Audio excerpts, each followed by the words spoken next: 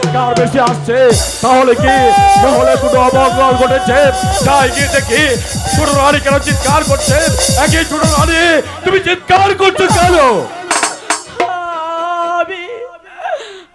আমি চিৎকার করছি।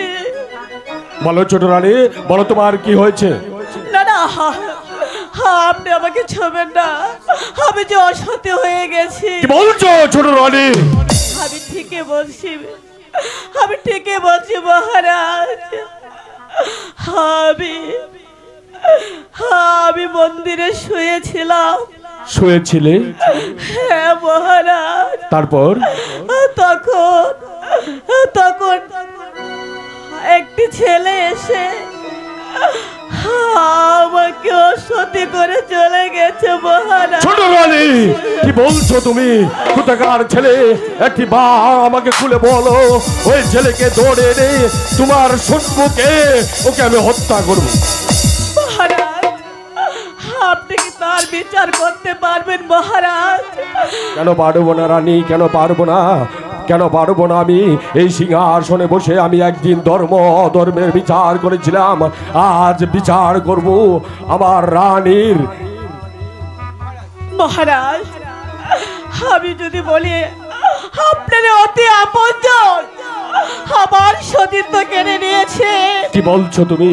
বলো, একটি বার খুলে বলো, আমার সেই অতি আপন জনটিকে আমি শুনতে চাই, আমি দেখতে চাই, আমি বুঝতে চাই কত বড় বুকের পাটা যে রাজাধিরাজ রাজা দ্রৌপদী রাজপ্রাসাদে প্রবেশ করে তার রানীর উপর হস্তক্ষেপ করেছে।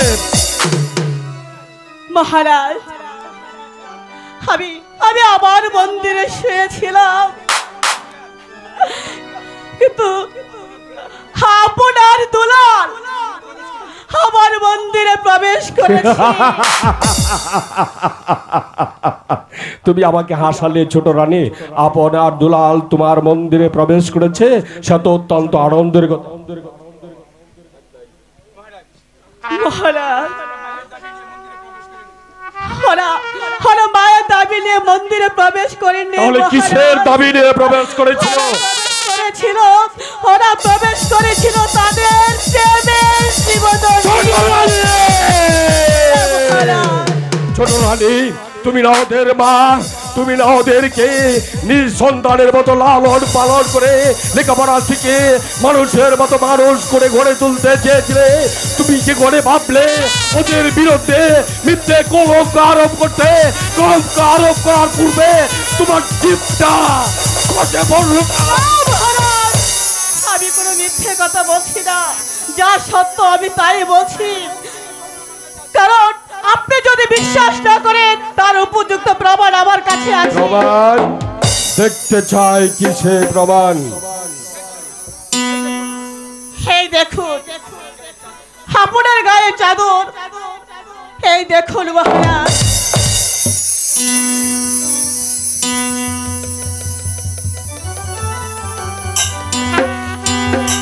সত্যি তো তাই, এই চাদর তো আপনের গুরুদেব আপন উপহার দিয়েছিল, কিন্তু এই চাদর রাজ মন্দিরে কি করে এলো? এই চাদরটি আমার হাতে আসার সাথে সাথে আমার হাত কাঁপছে, মাথা ঘুরছে, পায়ের তলা থেকে মাটিগুলো সরিয়ে যাচ্ছে, কিন্তু তারপরেও তো কোনোদিন হবার নয়, এ হতে পারে না। এমন মায়ের গর্ভে ওদের জন্মগ্রহণ হয়নি, আমি একথা বিশ্বাস করি না। বিচার করুন মহারাজ, বিচার করুন। আপনি যদি বিচার না করুন তাহলে মনে করবো আপনি ব্যর্থ। না রানী, আমি এই সিংহাসনে বসে ধর্মে অধর্মের বিচার করেছিলাম, আজ বিচার করব নিজ সন্তানদের, ওই কুলাঙ্গারদের আমি এমন শিক্ষা দেব যে শিক্ষা দেখার পরে তাম পৃথিবীর অসৎ পুত্রেরা আতঙ্কে শিউরে উঠবে। এই কে আছিস? আদেশ করুন, আদেশ করুন মহারাজ, আদেশ করুন। যাও প্রহরী, আপনার দুলালকে যেখানে যে অবস্থায় পাবে তাদেরকে লৌহ শৃঙ্খলিত করে রাজ দরবারে নিয়ে আসবে। তাই হবে মহারাজ, আপনার আদেশ আমার শিরোধার্য। মহারাজ,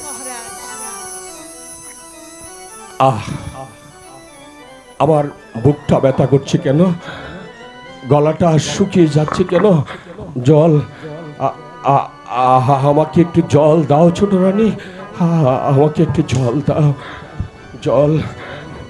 মহারাজ, যাও ছোট রানী, জলদি করে আমার জন্য একটু জল নিয়ে আসো। আমার বুকটা শুকিয়ে যাচ্ছে, একই বুঝতে পারছি না কেন এমন হচ্ছে। জল, একটু জল।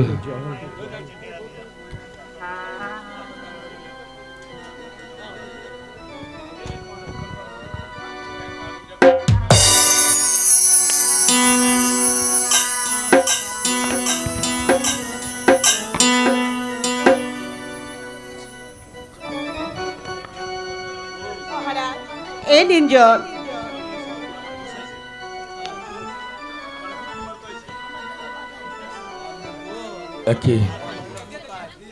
তুমি আমাকে কি খাওয়ালে ছোট রানী?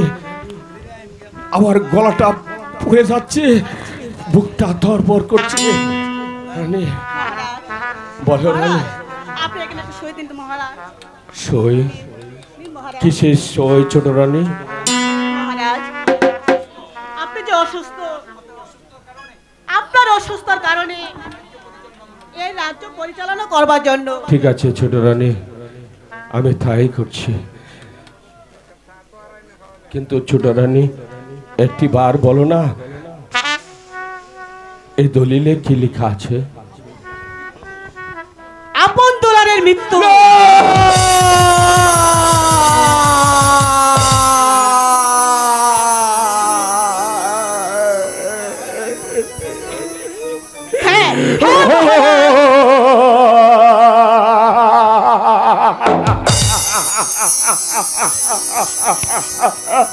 ওটাতে লেখা আছে আপন দুলালের মৃত্যু। আমি চাই আপন দুলালের মৃত্যু।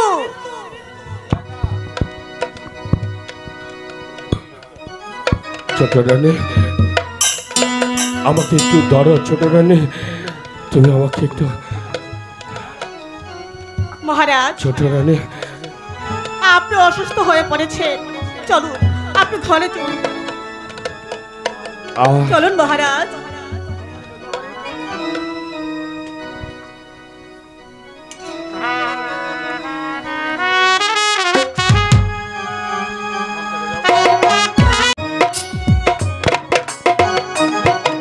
দাদা, তুমি তো বললে না দাদা, বলো না দাদা, মন্দিরে কি হয়েছিল দাদা? ওরে আনন্দ দুলাল, আজ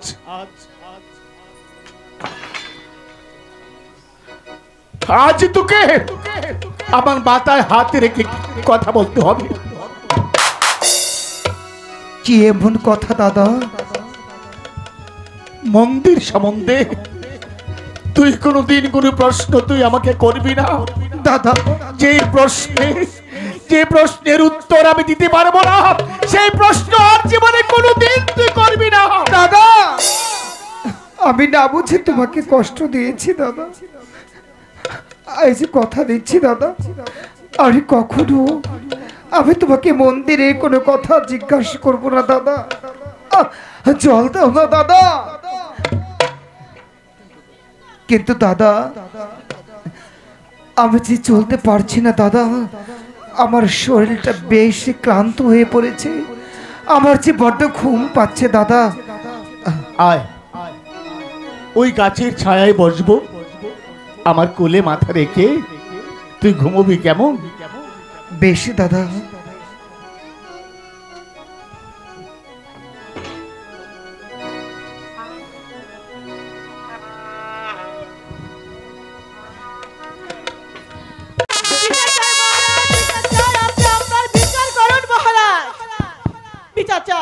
আমি বিচার চাই মহারাজ। পৌরকে পাঠিয়েছিলাম আপন আর দুলালকে লৌহ শৃঙ্খলিত করে দরবারে নিয়ে আসতে, কিন্তু এখনো আসছে না।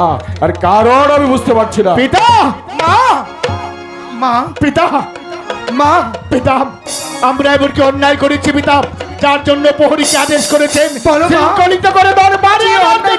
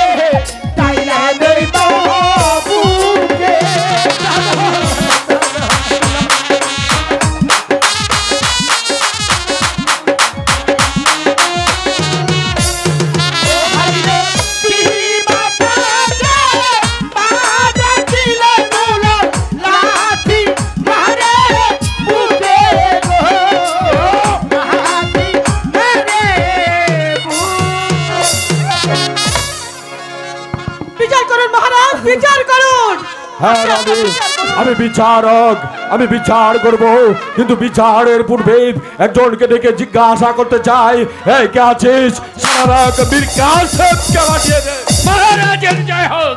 মহারাজ, আমাকে আপনি দরবারে কাকা কাকা কাকা কাকা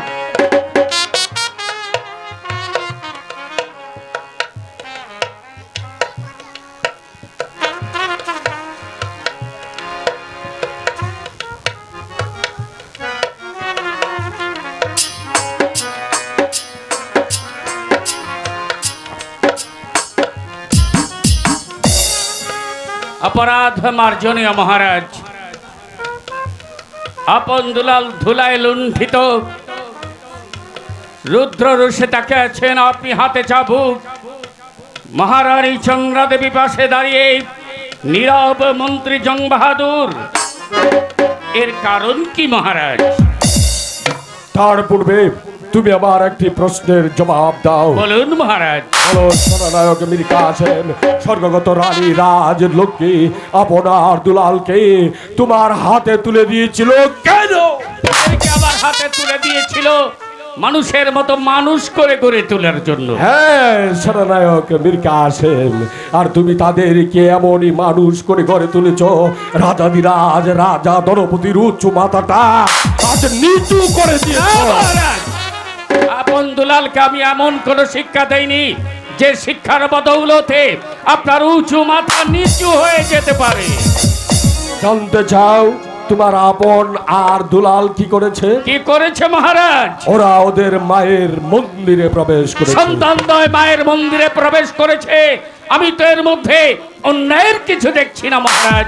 আমি অন্যায়ের কিছু খুঁজতাম না। ওরা যদি ওদের মায়ের মন্দিরে মায়ের দাবি নিয়ে প্রবেশ করত, ওরা ওদের মায়ের মন্দিরে প্রবেশ করে ওদের মায়ের কাছে চেয়েছে।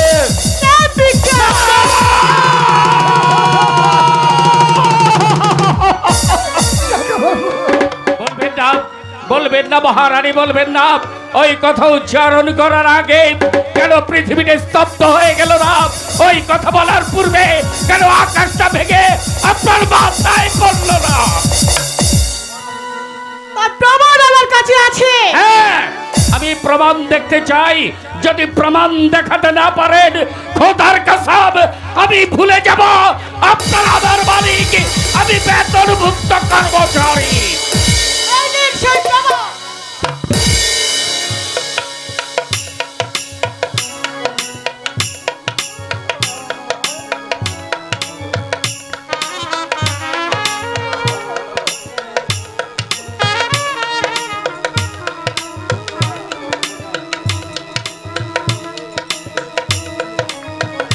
অপরাধ মার্জনীয় মহারাজ, জানতে পারি কি মাস্টারের দেওয়া চাদর মহারানীর হস্তগত হলো কি করে?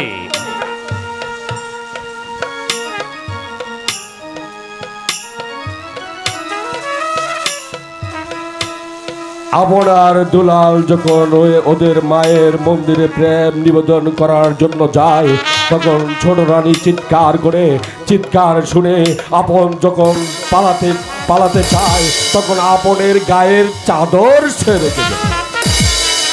মহারাজ বিশ্বাস করতে পারেন, বিশ্বাস করতে পারে মন্ত্রী জং বাহাদুর, বলতে পারে মহারানী চন্দ্রা দেবী, বিশ্বাস করতে পারে এই প্রাসাদের সফল কর্মচারী, বিশ্বাস করতে পারে এই রাজ্যের প্রজা সাধারণ, কিন্তু আমি সেনাপতি মীর কাসেম এই ঘটনা কোনোদিন বিশ্বাস করি না। হ্যাঁ মহারাজ, আমার মন বলছে এই চাদরের মধ্যে এমন কোন গুপ্ত রহস্য লুকিয়ে আছে, যার নেপথ্য নায়ক হচ্ছে মন্ত্রী জং বাহাদুর, আর তার নায়িকা হচ্ছে চন্দ্রা দেবী। আমি বিচার চাই মহারাজ, আমি বিচার চাই। হ্যাঁ রানী, বিচার করুন। আমি বিচারক, আমি বিচার করব। এই সিংহাসনে বসে আমি একদিন ধর্ম অধর্মের বিচার করেছিলাম, আজ বিচার করব আমার কুলাঙ্গার সন্তানদের। কিন্তু বিচারের পূর্বে আমি আরো একজনকে ডেকে জিজ্ঞাসা করতে চাই, এই কে আছিস? মাস্টারকে পাঠিয়ে দে। অনেক দিন আপনার দুলালকে আমি আমার বন্ধুর হাতে তুলে দিয়েছিলাম তাদের ছোট মায়ের সঙ্গে সাক্ষাৎ করতে, কিন্তু আজ হঠাৎ করে রাজদরবারে মাস্টারের ডাক পড়েছে কেন? আদেশ করুন, আদেশ করুন, আদেশ করুন।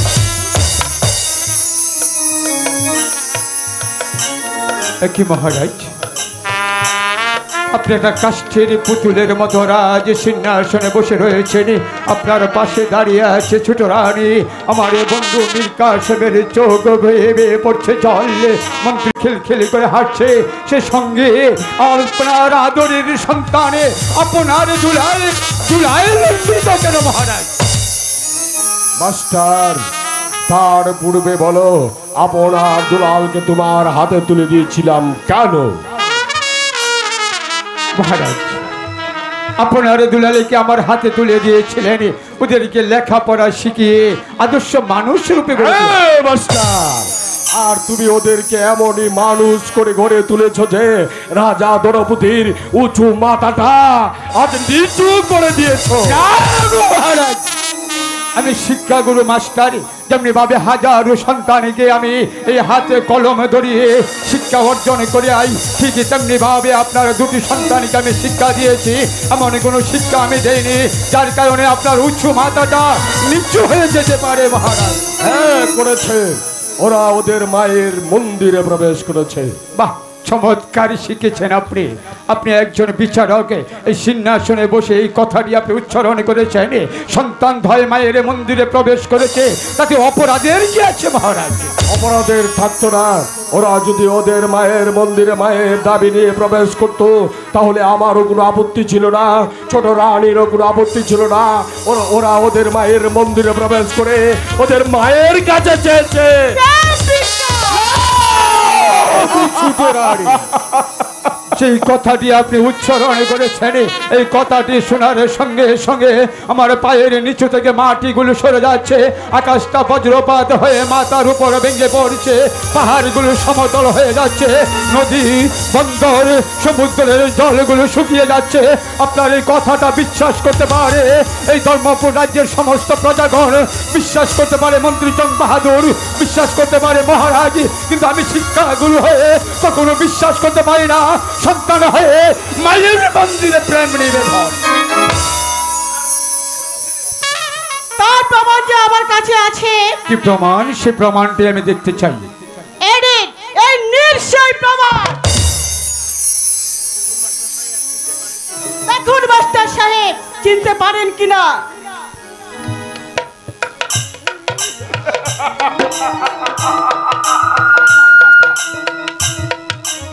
মহারাজ, সে দেখুন একটি মুসলিম যোগমায়ের চোখ ভেঙে অশ্রু ঝরছে। চাদরটি আমার হাতে আসার সঙ্গে সঙ্গে আমার সর্বদেহটা কেঁপে থরথর করে উঠছে। কিন্তু মহারাজ, এই চাদরটি যখন আমার বোলালিকে আমার কাছ থেকে আনতে গিয়েছিল তাদের ছোট মায়ের সঙ্গে সাক্ষাৎ করতে, সেদিন এই মাস্টার গুরুরে যাবার কিছু ছিল না, ছিল শুধু এই চাদরটি উপহার স্বরূপ দিয়েছিলাম আমি আপনেরকে। কিন্তু এই চাদরটি হতে পারে আপনের গায়ে, কিন্তু আমার মনে বলছে আজকে যে নাটক এখানে তৈরি হচ্ছে, এই নাটকের প্রধান নায়ক মন্ত্রী জং বাহাদুর এবং নায়িকা চন্দ্রা দেবী হয়ে এই চাদরে গুপ্ত করে রহস্য লুকিয়ে আছে। আমি বিচার চাই মহারাজ, আমি বিচার চাই, আপনি বিচার করুন মহারাজ। হ্যাঁ ছোট রানী, আমি বিচারক, আমি বিচার করব, কিন্তু বিচারের পূর্বে আরো একজনকে আমি জিজ্ঞাসা করতে চাই। মন্ত্রী জং বাহাদুর, আপনি বলুন তো এ ব্যাপারে আপনার কি বক্তব্য? মহারাজ, আমি বলছিলাম কি মহারাজ, আপন দুলাল হয়েছে সাবালক প্রাপ্ত, চন্দ্রা দেবী নবীনা যৌবন প্রাপ্ত, হয়তো যৌবনের নেশায় একটু একটু ভুল করলে করতেও পারে, আবার নাও করতে পারে। মহারাজ আপনি তো পারেন, ওদেরকে ক্ষমা করে দিতে পারেন। বাহ বাহ মন্ত্রী জং বাহাদুর, বাহ! প্রকাশ্য রাজ্য সভায় দাঁড়িয়ে যে সুনিপুণ অভিনয় আপনি করলেন, আমি ভেবে স্থির করতে পারছি না এই অভিনয়ের বিনিময়ে কে দেব আপনাকে? দেব কি শ্রদ্ধার পুষ্পাঞ্জলি নাকি জুতোর মালা পরিয়ে তার পাশ থেকে বার করে দেবো?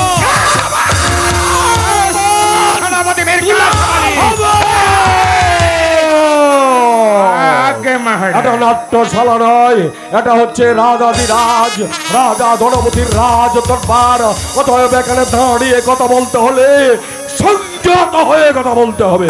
ওগো মহারাজ, একটি বাড়ি চেয়ে দেখুন না, ওই চাঁদেরই কলঙ্ক আছে, কিন্তু নিষ্পাপে দুটি সন্তানের কোনো কলঙ্ক নেই মহারাজ। মহারাজ, আমি জানি আজকে আপদ দুলালের কঠোর বিচার হবে। মহারাজ, কোনদিন তো আমি আপনার কাছে হাত পেতে যা দিয়েছেন আমি নির্দ্বিধায় নিয়েছি। কোনদিন বলতে পারবেন না সেনাপতি বীর কাসিম একটি করিও আপনার কাছে হাত পেতে নিয়েছে? আজ এই প্রকাশ্য দরবারে সেনাপতি বীর কাসিম তারা বনদমস্তকে আপন দুলালের জন্য ক্ষমা প্রার্থনা করছে। মহারাজ, বিচার করুন, ওদেরকে বিচার করুন মহারাজ, আপনি বিচার করুন। হ্যাঁ ছোটরানী, আমি বিচারক, আমি বিচার করব। এই সিংহাসনে বসে আমি একদিন ধর্মের বিচার করেছিলাম, আজ বিচার করব আমার কুলাঙ্গার সন্তানদের। তাই তো সাক্ষী প্রমাণ ভিত্তি করে আমি ওদেরকে দিলাম মুক্তি, ওদেরকে দিলাম মুক্তি, আমি ওদেরকে দিলাম মুক্তি।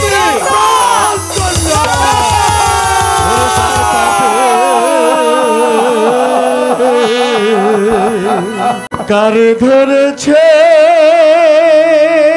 রাজা কার পাপে, কার ধরেছে রাজা কার পাপে, কার ধরেছে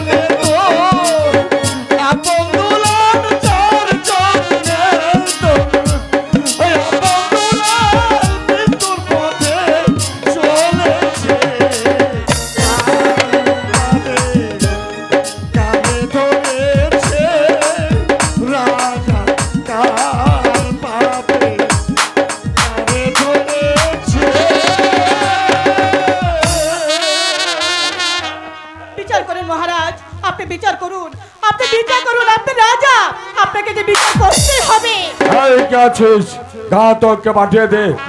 আকাশ স্তব্ধ, বাতাস স্তব্ধ, স্তব্ধ এই পৃথিবী।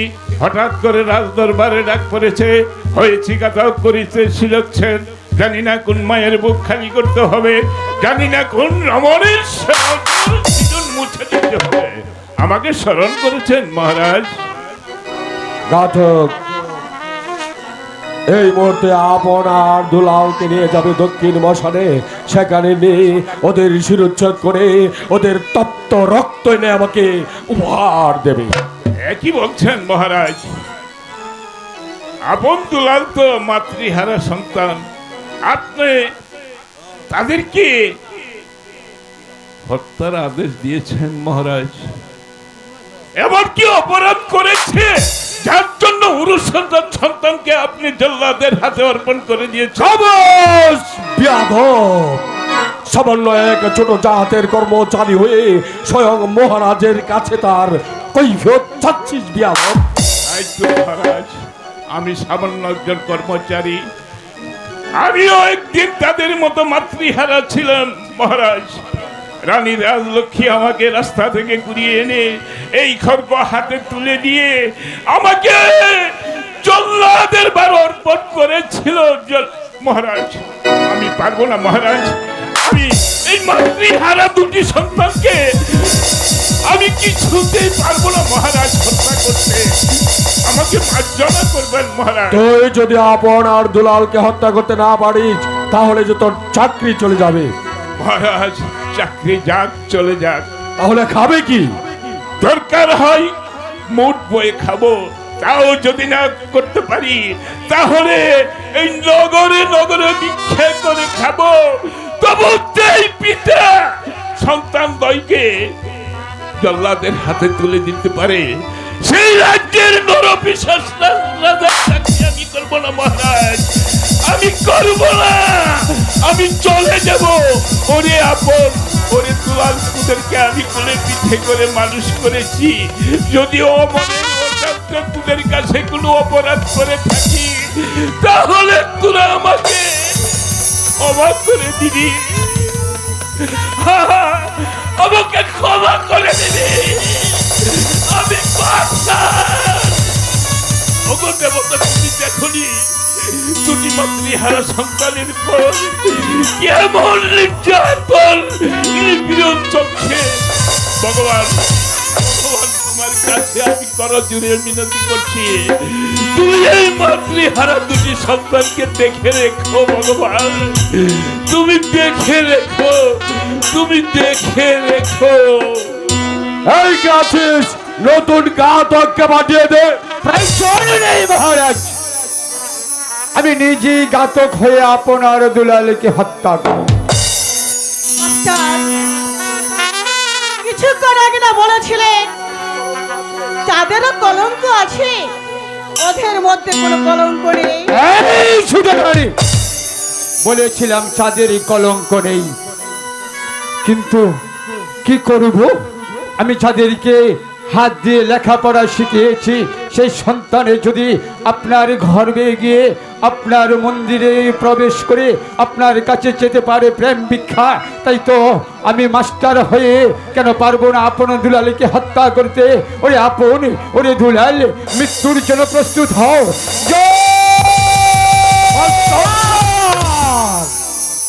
এখানে নয় মাস্টার, এখানে নয়। তুমি ওদেরকে নিয়ে যাও অন্য কোনোখানে, অন্য কোনো স্থানে। ওরে আপন, ওরে দুলাল, চলে আয়, চলে আয় আমার সঙ্গে, চলে আয়। তোদের কই কালীমারে মন্দিরে নিয়ে হত্যা করে তোদের তাজা রক্ত এনে উপহারে দিব তোদের ছোট মাকে। চলে আয়, চলে আয় আমার সঙ্গে।